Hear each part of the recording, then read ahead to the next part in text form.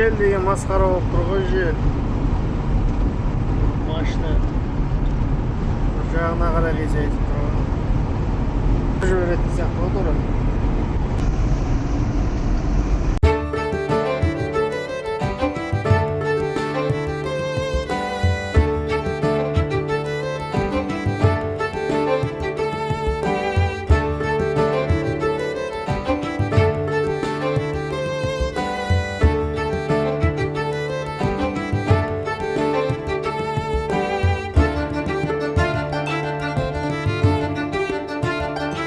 Ақсүйекке келдік, Ақсүйек. Артында бір өзбекский машина буксирмен ақ келедірім. Көрінбей ме? Honda Starex. Чисти газбен екен. Шығанақта газ жоқ, Бұрылбайталда газ жоқ. Соны сүйреп келедірім енді. Қырғызстанға кетіп барадыр. Толған адам. Көтшіз, пожалуйста, деп тұрған. Сонымен енді Ақсүйекке келдік. Қазір Ақсүйекті көреміз. Газ бар ма? Жоқ па? 200-й прицеп сүйреп кетіп бұратыр ғой, эвакуатор. Қазір енді Ақсүйекте болса жақсы болар еді. Ағытып кететін осы жерге. Буксирмен жүргеннен кейін артыңа қарап жүрмесең тоже проблема да, зайбы. Келатырмыз. Сағат 6. Ханченгелде келдік, Ханченгелде. Нормальный адамдар ұйықтап жатыр. Ненормальный перед ұстап алғандар кетіп баратырмыз, короче. 2 сағат, 2,5 сағат ұйықтадық. Сонымен кетіп баратырмыз енді. Бірақ мына жерден обязательно тоқтап тамақ ішеміз ғой. Болмайды екпесе. Қарны ашады ата. Вольволарда тұрған аяды. Оғып шарта атқан Вольволарда дем алып тұр ғой. Тоқтайық мына жерге, тамақ ішіп алайық құрсын.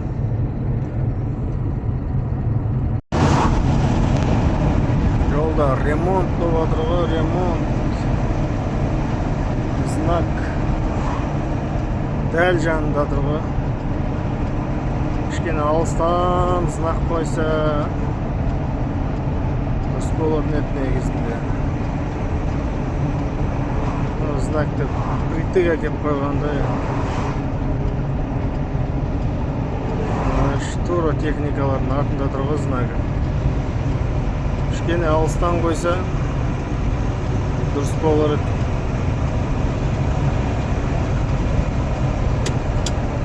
Жолдың ортасында түнде андай знакты көрмейді ғой. Жанына келген кезде жол көрмейді. Бізде жеңіл машинелер поворотнигін жағып напаласақ ауысам десең, артыңнан маргайт етіп жол бермейді ғой. Бұлар сигнал береді, маргайт етеді. Заранее тормоз басу деген жоқ, бұлардың да похуй басып келе береді. Опасно да түнде трассада. Байқап жүру керек.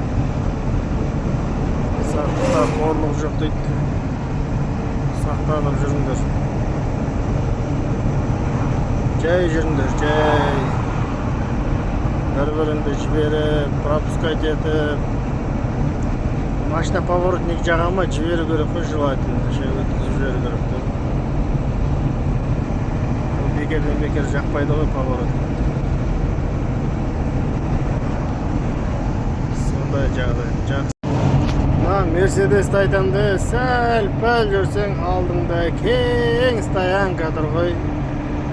Сәл ителе салсай машинаны деймді. Біраз нәрседен құтыласың ғана, кең стоянкасы тұр ғана жерде. Сақтықта қорлық жоқ дейді. Қазір күн ыстық, сағат 8. Опасно ғой, андай жолдың шетінде тұру, бала шағамен, бәрімен тұру. Өте опасно ғой, білмеймін ше. Не ойлайсыңдар, сендер шена жеңіл көліктегілер бар ғой. Сен жеңіл көлігің былай тұрсын, адамдар К700 ана хованы көрмей соғылып отыр ғой адамдар, машиналар. Ана жеңіл машинаң не бұл? Не ойлап жолдың шетінде қоймай тұрасыңдар, мен түсінбеймін просто. Грузовой болса понятно, жарайды. Грузовой итере алмайды, жетіп сүйрей алмайды. Ана жеңіл машинаны итеріп кетуге болады ғой жерге шейін. Сақта қорлық жоқ дейді, жігіттер, ойланыңдар кішкене. Жолдың шетіне қоймаңдар машиналарыңды, тұрмаңдар жолдың шетіне. Өте опасно. Дәу күзікпен жүру оңай емес екен де. Желді масқара ұстайды екен. Алдындағы ағаш күзігіміз ошым желді сезбейтін еді. Мынау деген масқара кәдімгідей. Скоростан шығарып жіберсең болды, машинаны тоқтатады ғой сразу. Бетін жел ұртып тұр қазір. Қазір алып неге апарып береміз. Заборовка келген жерімізге көрпе төсек апарып беру керек. Неге батыр. Бурылбайталдан Ақсүйекке қарай келе жатырмыз. Блин, водительский жақтан ұрған жел тура. Масқара қатты жел болып тұр. Машинаны шалқайтып жіберіп жатыр ғой тура. Пустой келе жатырмыз, пустой. Аударып жібере ма деп қорқасың ғой тура. Жел деген қатты болып тұр.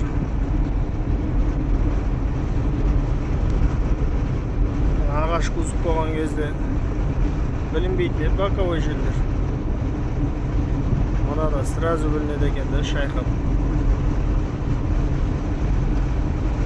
Сразу шайқайды да тура жел болса. Дәу күзіп болғаннан кейін ба келетініміз енді. Қазір Ақсүйекке жетсек құдай қаласа. Бір коробкамыз бар Ақсүйекте беретін, соны береміз де әрі қарай Алматыға қарай дейміз. Мына фураны қарасаңдаршы, желдің кесірінен қалай қисайып кеткен бір жағына қарай. Бір жағына қарай жатып қалған ғой фура. Желдің кесірінен.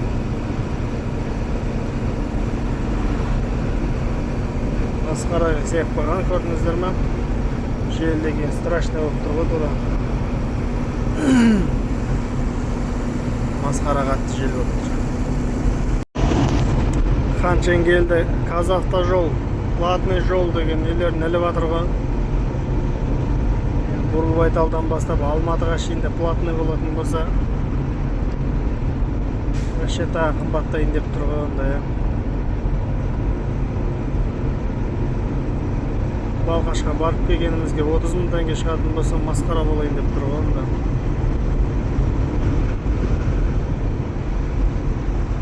Не болып кетті бұл. Хотя бы мысалы Балқашқа барамыз, қайтарда жүк пустой қайтамыз.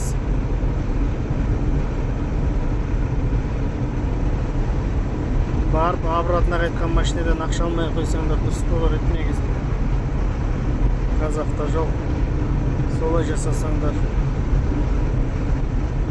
Астанаға барама, машина барады. Бір аптаның ішінде артқа қайтатын болса, ақшасын алмаса, вообще жақсы болар еді сол кезде. Кішкене болсын, более-менее көмек болады еді қарапайым халықтан.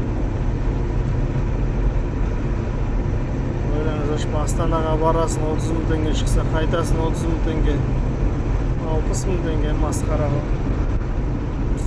Еще сәл әркең бар.